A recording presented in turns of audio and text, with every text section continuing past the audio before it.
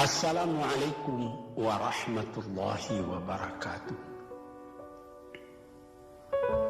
Tuan-tuan, saudara-saudara, ibu-ibu dan bapak-bapak yang sudi mendengarkan keterangan agama yang saya berikan di dalam kaset ini. Moga-moga Tuhan melimpahkan, mengurniakan rahmat dan nikmat-Nya kepada kita semuanya. Saya akan membicarakan suatu ayat yang bertemu di dalam surat Al-Baqarah. Bunyinya, Allahu waliyul ladzina amanu yukhrijuhum minadh dhulumati ilan nur wal ladzina kafaru awliya'uhumut taghut yukhrijunahum minan nuri ila dhulumat. Artinya, Allah adalah menjadi pemimpin bagi orang-orang yang beriman, orang yang mempunyai kepercayaan yang teguh. Dan Allah, apabila orang itu telah betul-betul menganggap Allah menjadi pemimpinnya, Allah pun menjamin mengeluarkannya daripada gelap gulita kepada terang benderang. Gelap gulita kebodohan kepada kecerdasan. Gelap gulita kehidupan tak tentu arah kepada tujuan yang sejati. Sebaliknya, orang yang kafir yang tidak percaya kepada Allah, maka sebaliknya yang terjadi, daripada terang benderang dia akan dipimpin oleh taghut, oleh kekuasaan yang bukan bersandar kepada Allah. Yang demikianlah yang akan mengeluarkannya daripada terang benderang kembali ke dalam gelap gulita. Oleh sebab itu, rohani manusia itu adalah melalui di antara gelap dan terang kehidupan itu, di antara terang dan gelap kehidupan. Kalau sekiranya jasmani kita, kalau sekiranya badan kita yang lahir ini diberi cahaya oleh matahari yang terbit di waktu pagi, yang terbenam di waktu sore, rohani kita pun diberi juga terang oleh suatu yang lebih terang dari matahari, yaitu petunjuk dan hidayat Tuhan. Di dalam Al-Quran, Tuhan memberikan bujukan, memberikan jiwa besar kepada orang-orang yang beriman itu. Tuhan bersabda, La tahinu wa la tahzanu wa antumul a'launa in kuntum mu'minin. Engkau ini adalah orang yang tinggi kalau engkau tetap memegang kepercayaan kepada Allah Subhanahu wa ta'ala. Di dalam perjuangan hidup di dunia ini, perjuangan antara yang hak dengan yang batil, antara gelap dengan terang, antara keyakinan dan keraguan, manusia berjalan di sekitar itu. Di kiri dan di kanan kita berjumpalah gelap dan terang itu. Maka diberilah pedoman manusia tadi.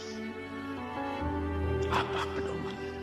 Walaupun bagaimana hebatnya, geloranya, tofannya, alim bubunya, ombaknya dan gelombangnya kehidupan itu, manusia mesti teguh berpegang kepada iman. Sebab kehidupan di dunia itu menurut peraturannya ialah tidak ada yang tetap. Yang tetap itu ialah berubah. Berubah itulah ketetapan yang ada dalam dunia. Panas sangat terik, benar, nanti akan hujan. Hujan sangat lebat, benar, nanti akan panas. Di suatu tempat terjadi hujan yang lebat, berhari-hari timbul banjir. Ya, banjir itu tidak tiap hari, nanti dia kering lagi. Di laut pun demikian pula. Ada pasang naik, tergenang ke atas. Besok pagi air itu sudah kering lagi, surut pasang. Begitulah kehidupan di dunia itu.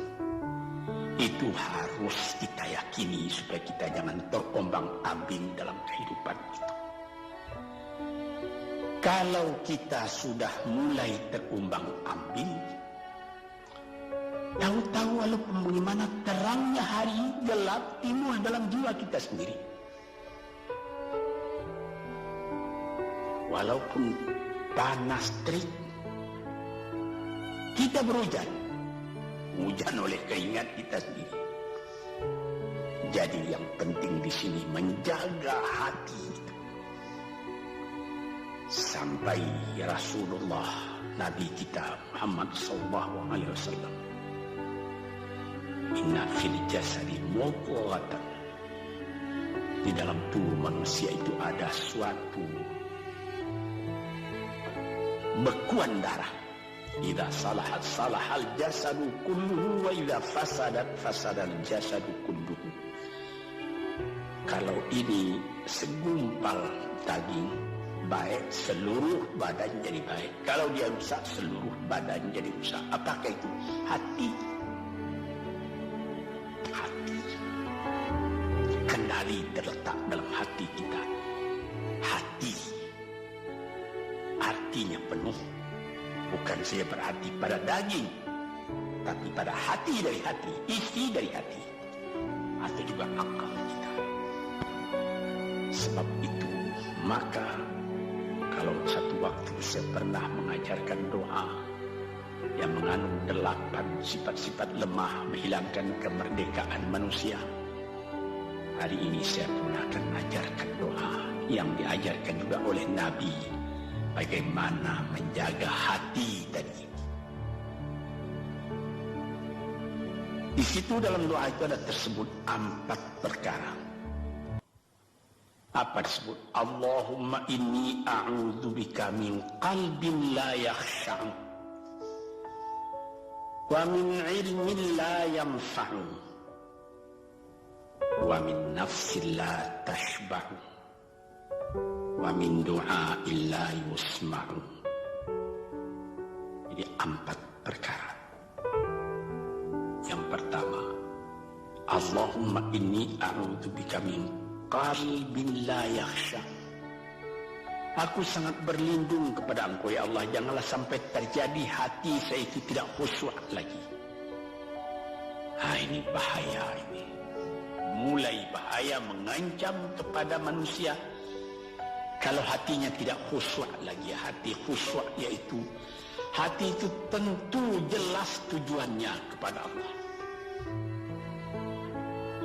Allah menjadi pegangannya, Allah menjadi bentengnya, Allah menjadi ingatannya, Allah menjadi tujuannya.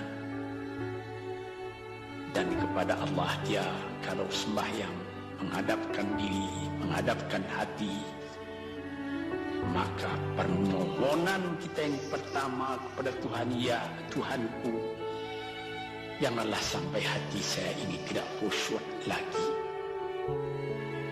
Sebagai orang Islam, kita sembahyang 5 waktu. Di dalam Al-Quran dikatakan sembahyang itu ialah khusyuk, terpadu ingatan kepada Tuhan. Tapi kalau kita sudah, hati itu sudah mulai ditumbuhi penyakit, walaupun sembahyang mulai sejak Allahu Akbar, pikiran sudah menjalar kepada yang lain. Piutang belum menerima, utang belum terbayar, makanan belum masak, itu macam-macam lah yang teringat. Padahal kita dalam sembahyang. Ini apa arti sembahyang tadi lagi? Ini sudah mulai berbahaya ini. Banyak orang yang tidak meninggalkan sembahyang, tapi tidak ada bekas dari sembahyang itu kepada kehidupannya. Di dalam sembahyang kita baca inna salati wa nusuki wa mahyaya wa mamati lillahi rabbil alamin. Sesungguhnya sembahyangku dan ibadatku dan hidupku dan matiku sama sekali terserah kepada Allah. Ini dirasakan dalam hati, bukan cuma disebut di dalam mulut. Sebagaimana dikatakan, bukan jadi lip service sebagai seput tangan penggosok-gosok mulut, bukan begitu. Yang dari hati. Kalau sudah dari hati yang khusyuk, ini berbekas kepada kehidupan. Aku tak takut menghadapi segala keadaan dalam hidup, sebab hatiku bertali dengan Tuhan. Dari Tuhan aku datang, kepada Tuhan aku akan kembali. Ini namanya hati yang khusyuk. Tapi kalau sekiranya bacaan tetap fasih, tapi tidak ada lagi dari hati, melainkan rutin saja. Mayang 5 waktu sehari semalam, tapi tidak merubah kepada perangai, tandanya sembahyang tadi tidak khusyuk. Ini yang pertama kita minta kepada Tuhan. Janganlah sampai kita mempunyai hati yang tidak khusyuk, hati yang tidak teringat kepada Allah. Kalau hati tidak ingat lagi kepada Allah, maka segala pekerjaan yang terlarang sudah ringan saja kita mengerjakan. Menipu, berdusta, membujuk orang lain mengerjakan perbuatan yang salah, mencela, memaki, itu karena tidak ingat kepada Allah, cuma ingat kepada diri sendiri saja. Ini yang pertama. Yang kedua dikatakan, wa min ilmin la yanfa', dan aku berlindung kepada Engkau ya Allah daripada ilmu yang tidak memberi manfaat. Padahal disebutkan oleh ahli-ahli, ilmu yang memberi manfaat itu membawa manusia kepada iman. Al-ilmu yad'u ilal iman, ilmu itu membawa manusia kepada iman. Sekarang sudah ilmu banyak, tapi tidak membawa kepada iman, melainkan membawa kepada celaka. Sudah maju kepandaian orang, ilmu, pengetahuan orang, teknologi orang, sains orang, knowledge orang, dan segala macamnya. Tapi tidak ada manfaatnya kepada manusia. Cuma bahaya karena ilmu tadi yang datang kepada manusia. Sebagaimana ilmu manusia di abad ke-20 yang sangat penting, yaitu tentang tenaga atom. Maka timbullah bom atom, bom hidrogen, nuklir, sehingga manusia diancam sekarang ini oleh bahaya atom itu di mana-mana. Apabila kita lihat di televisi bagaimana mengadakan demonstrasi di Australia, di Jerman Barat, di tempat-tempat yang lain, melihat bagaimana bahaya atom itu kalau terjadi perang dunia yang ketiga.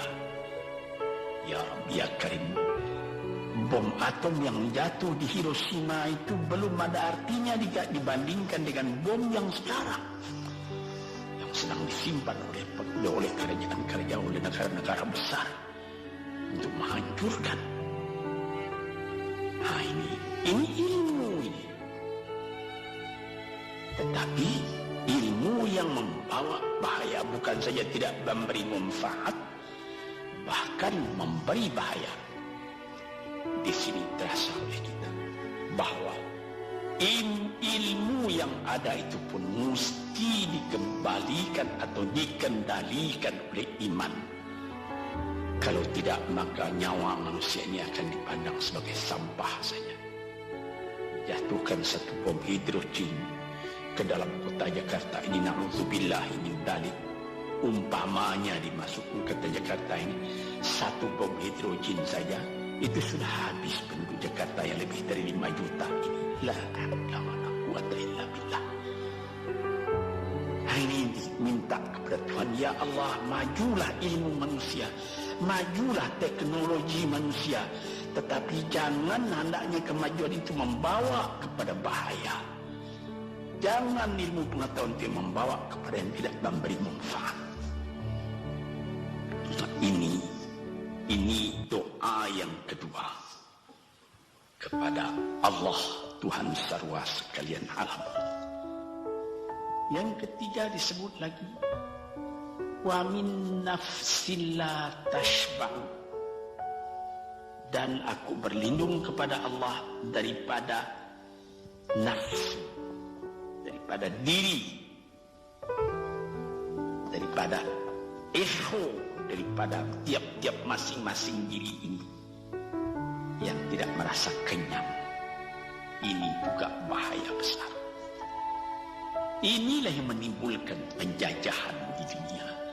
Inilah yang menimbulkan, disebut dalam bahasa Arab, al-ghazwul fikri, penjajahan. Sesudah Perang Dunia Kedua sudah banyak negeri-negeri yang merdeka, tetapi sekarang timbul lagi penjajahan baru. Apa? Penjajahan fikiran. Sehingga bangsa yang merdeka tadi tidak merdeka lagi fikirannya. Dia merdeka di dalam meniru kepada bangsa yang lebih kuat. Itu namanya terjajah juga. Jadi tuan-tuan yang terhormat, apa pangkalnya ini? Daripada nafsu serakah manusia. Nafsu serakah manusia sebagaimana tersebut di dalam hadis. Laukana libni adama wadiyani min dhahabin labtagha salisan wa ma yamla'u jawfubni adama illa turab. Kalau manusia itu mendapat suatu lembah yang penuh dengan kekayaan emas, suatu lembah, dia ingin supaya mendapat satu lembah lagi yang penuh juga dengan emas. Dapat 2 lembah, dia minta 3 lembah lagi yang penuh dengan iman. Nafsu manusia tidak pernah kenyang. Padahal akhirnya kalau dia sudah menutup mata, tidak ada yang akan memenuhi perutnya melainkan tanah. Saya teringat akan cerita yang disampaikan oleh Graf Leo Tolstoy, pujangga Rusia yang terkenal, bahwa orang yang tidak mempunyai nafsu yang kenyang itu, pada suatu hari katanya, ada satu orang kaya mempunyai tanah yang luas. Dia mengatakan kepada orang, boleh tuan-tuan mengambil tanah kepunyaan saya ini, berapa tuan suka, berapa tuan mau. Syaratnya cuma begini, sepanjang yang tuan berjalan dari timur ke barat, lantas sebelum matahari terbenam tuan sampai kembali ke tempat tuan melangkah pertama tadi. Berapa saja tuan suka, boleh ambil tanah ini. Maka datanglah si tamak tadi. Tuan yang punya asli tanah tadi mengatakan, bawalah bakal, jangan lapar di jalan nanti. Baik, dibawanya nasi sebungkus, dia berjalan. Dari pukul 7 pagi. Kalau diambil kekuatan, anaknya pukul 10 dia sudah makan. Melangkah lagi beberapa ratus meter atau sekian, nanti boleh kekuatan buat kembali, sehingga sebelum matahari terbenam dia sudah sampai ke tempat dia menuju berbuka. Tetapi ini orang bernafsu betul, dia minta supaya banyak tanah yang dapat didapatnya. Dibawanya nasi sebungkus, tapi dia tidak jalan di tengah jalan, tak berhenti, kan nanti berapa meter itu nanti kalau saya berhenti, tanah yang kurang buat saya. Dia terus berjalan. Dia tidak ingat bahwa kekuatan masa pergi yang lebih cepat dengan kekuatan masa pulang yang lambat itu dia tidak taksir. Dia berjalan saja cepat-cepat. Sudah pukul 1 hari, sudah jauh perjalanan. Lantas nanti kembali. Kelemahan badan, kondisi dan suatu situasi tidak sama lagi. Tidak secepat dia pergi dahulu lagi dia pulang kembali. Maka bukan pukul 7 dia sampai, atau pukul 5 sore tadi dia sampai ke tempat dia berjalan bermula, karena dia jalannya sudah lunglai, kaki sudah penat, badan sudah letih. Kira-kira baru pukul 2 dia tidak dapat berjalan lagi karena sudah lapar. Dia coba makan sedikit pun tidak bisa lagi seenak makan yang tadi. Habis makan pun dia berjalan lagi. Pukul 3 dia terhenti. Jauh lagi baru sampai tempat yang pertama. Menurut syarat yang diberikan oleh mempunyai tanah yang pertama, kalau engkau tidak sampai ke tempatmu yang pertama tadi sorenya, tanah ini tidak engkau dapat lagi semua. Memang tidak sampai dia. Pukul 4 dia sudah berhenti berjalan, tidak kuat lagi. Mata sudah gelap. Akhirnya karena terlalu capek, terlalu penat, mati dia di tengah jalan. Berapa dia dapat tanah tadi lagi? Cuma sepanjang badannya untuk kuburannya, yang lain tinggal semua. Ini satu misal yang dibawakan oleh Graf Leo Tolstoy yang sesuai dengan hadis Nabi tadi. Nafsul la tashba, diri manusia yang tidak pernah merasa kenyang. Kita berkehendak tidak berbatas, tapi tenaga kita sendiri berbatas. Ini kerap-kali tidak difikirkan oleh manusia. Dia punya angan-angan, dia punya macam teori yang dikeluarkan. Dia lupa bahwa nanti tenaganya itu akan terbatas karena sakit, karena lapar, karena tua. Sebagaimana pepatah dari nenek moyang kita, tanda-tanda dikirimkan lebih dulu bahwa kita tidak akan lama lagi di sini. Apa? Rambut, gigi, mata sudah mulai kabur. Uban sudah mulai bertabur. Gigi sudah mulai gugur. Kulit sudah mulai kendur. Kalau mata sudah kabur, uban sudah bertabur, gigi sudah gugur, kulit sudah kendur, sudah 4 perkara. Yang kelima ialah pintu kubur. Nah, ini kali manusia lupa yang demikian. Sebab itu dikatakan, ya Tuhanku, janganlah sampai aku ditumbuhi oleh penyakit nafsu yang tidak mau kenyang-kenyang itu. Nah ini, kemudian itu timbul lagi doa yang keempat. Sebutkan di situ, wa min du'a illa yusma. Ini lebih berbahaya lagi. Ini sudah puncak dari bahaya. Apa artinya? Dan aku berlindung kepada Engkau ya Allah daripada doa yang tidak didengar lagi. La ilaha illallah. Mendoa ya Allah, kasih aku ini, kasih aku kesempatan, tapi tidak didengar lagi. Tuhan, para pendengar kaset yang tercinta, ada tersebut dalam hadis Nabi, wa malbasuhu haram, wa mashrabuhu haram, wa udhiya bil haram. Ya Rabb, ya Rabb, fana yustajab lah. Ash'asa aghbara. Badan sudah penuh dengan kotoran, penuh debu. Yang muduk ilaihi ila sama, menadahkan tangan keduanya ke langit. Ya Tuhan, tolong aku, ya Allah, bela aku. Padahal yang dimakan haram, yang diminum haram, dibesarkan dengan yang haram. Fana yustajabulah. Dengan jalan apa Allah Ta'ala akan mengabulkan doa itu? Badan kotor menghadap kepada yang bersih, meminta diberi kebersihan. Bagaimana caranya? Tuan-tuan yang terhormat, pernah dalam Quran Tuhan mengatakan, la yanzuru ilaihi wa la yukallimuhum Allah wa la yanzuru ilaihi.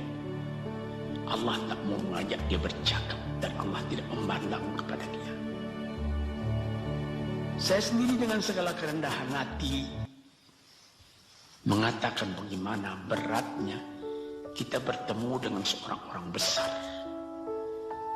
lalu dia mengulurkan tangan kepada kita, tapi mata kita tidak dilihatnya. Sengsara rasanya. Bagaimana dengan Tuhan kalau Tuhan tak mau melihat kita? Sebab itu para pembaca, pendengar kaset yang tercinta, berdoalah kepada Tuhan supaya hati kita selalu terbuka. Jangan sampai kita mempunyai hati yang tidak khusyuk, ilmu yang tidak memberi manfaat, jiwa yang tidak pernah kenyang, dan doa yang tidak didengar. Ya Allah, dengarkan doa kami dan tunjukkan kepada kami jalan yang benar dan beri kami terang dalam kehidupan ini. Yang keempat ialah wa min du'aillah yusma. Dan aku berlindung kepada Engkau ya Allah, jangan sampai doaku tidak terdengar, tidak didengar oleh Tuhan. Sebagaimana kita tahu, doa itu adalah mukhul ibadah, tulang sumsum daripada ibadat kita sendiri kepada Tuhan. Segala perbuatan kita patrikan dengan doa, dengan harapan mudah-mudahan diizinkan oleh Allah, disampaikan maksud kita, macam-macam yang kita minta kepada Tuhan. Tapi kalau doa itu sudah tak diperdulikan lagi oleh Tuhan, apa celaka kita, apa daya kita, apa upaya kita? Di sini kita melihat apa sebab maka doa tidak didengar oleh Tuhan, tidak diperkenankan oleh Tuhan. Tentu saja bukan dari salah Tuhan, melainkan dari salah kita sendiri. Di dalam Al-Quran dikatakan iyyaka na'budu wa iyyaka nasta'in. Al-Fatihah disebut, kepada Engkaulah kami menyembah ya Allah, dan kepada Engkau kami minta tolong. Tapi dengan tidak sadar, kerap kali kita berbuat terbalik. Iyyaka nasta'in wa iyyaka na'budu, kepada Engkau kami minta tolong, lalu kepada Engkau kami menyembah. Minta tolong dulu baru menyembah. Minta tolong banyak-banyak tapi terima kasih tidak ada. Tentu saja tidak didengar oleh Tuhan. Di dalam satu hadis tersebut, Asy'atha al-Ghabbara yamuddu yadayhi ila as-sama'i ya Rabbu ya Rabb, wa mat'amuhu haram wa mashrabuhu haram wa malbasuhu haram wa ghudhiya bil haram fa anna yustajabu lah. Badan sudah kotor, sudah berkerumut, kesusahan, kegelisahan kehidupan terbayang kepada tubuh sendiri, lalu menadahkan tangan ke langit meminta kepada Allah, ya Tuhanku, ya Tuhanku. Bagaimana Tuhan bisa mengabulkan? Dengan pikiran yang kotor engkau menghadap kepada Tuhan. Kalau tidak terkabul, jangan Tuhan yang disalahi. Hati dirimu sendirilah salahi. Apa yang kau perbuat dalam kehidupan ini? Di mana terdesak engkau ingat kepada Tuhan. Di zaman kesenangan engkau lupakan Tuhan. Di dalam mendapat percobaan engkau merengek mengadu kepada Tuhan. Jiwa yang seperti ini janganlah sampai timbul pada diri kita sendiri. Saya sudah mengalami apabila saya berhadapan dengan orang besar, saya ingin dia menghadapkan matanya kepada saya. Apa kabar saudara? Kabar baik. Dia lihat mata saya lihat mata dia. Tapi kalau ketika dia bersalam dengan saya, dia melihat kepada orang lain, bukan main sakit hati saya. Apa salah saya maka dia begitu? Mengapa tidak saya yang dipandang? Sedangkan dengan sesama manusia lagi begitu perasaan kita. Bagaimana dengan Tuhan? La yanzuru ilaihim wa la yukallimuhum. Allah tidak memandang sebelah mata kepada Allah, kepada kita. Allah tak tidak mau bercakap dengan kita sepatah pun. Langit mana tempat kita bernaung, bumi mana tempat kita berpijak kalau sudah demikian keadaannya. Nah, ini yang dijaga Tuhan-Tuhan yang terhormat dalam doa keempatnya itu. Hati janganlah sampai tidak khusyuk, ilmu janganlah sampai tidak memberi manfaat, nafsu janganlah sampai tidak kenyang, dan doa janganlah sampai tidak didengar. Saudara-saudara, moga-moga Allah memberikan kepada kita hati yang terang. Sebagaimana ayat yang mula-mula saya sebut tadi, Allahu waliyul ladzina amanu yukhrijuhum minadh-dhulumati ilan nur. Allah lah jadi pemimpin bagi orang yang beriman, sehingga dari gelap gulita dibawa dia oleh Tuhan kepada terang benderang. Walladzina kafaru, tetapi orang-orang yang sudah tidak ada kepercayaannya kepada Tuhan, auliya'uhumut taghut, yang menjadi pemimpinnya bukan Tuhan tapi setan. Dia akan membawa orang itu daripada terang benderang ke dalam gelap gulita. Kita jadi meraba-raba dalam gelap kehidupan. Dalam meraba-raba itu masih ragu entah kemana akan pergi. Maut pun datang, gelap selalu. Di dunia gelap, di akhirat pun gelap. Na'udzubillah min dzalik. Hadirin yang terhormat, para peminat kaset ini, moga-moga semuanya ini menjadi kenang-kenangan kepada Tuhan di dalam perjalanan yang jauh, di dalam keistirahatan hidup, sehingga mendapat ketetapan hati dan tumakninah. Assalamualaikum warahmatullahi wabarakatuh.